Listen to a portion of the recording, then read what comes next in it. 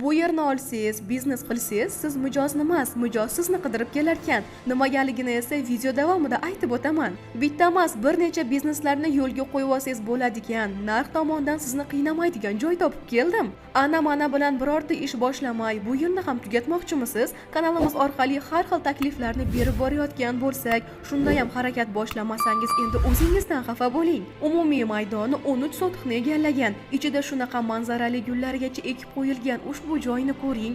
Bu yerga mini foodmi, choyxonami ochsangiz bo'ladi. Svet va suvdan muammosi yo'q.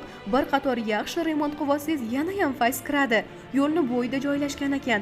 Inshaalloh bu yerni klientlari ham ko'p bo'ladi. Siz nima deb o'ylaysiz? Undan tashqari naq 9 sotix hududga shunaqa katta issiqxona qilib qo'yishibdi.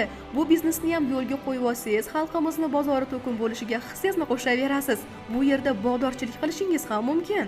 Endi eng qiziq joyiga keldik, ya'ni narxiga. Ishonavering, siz o'ylagandan ancha arzon so'rashyapti.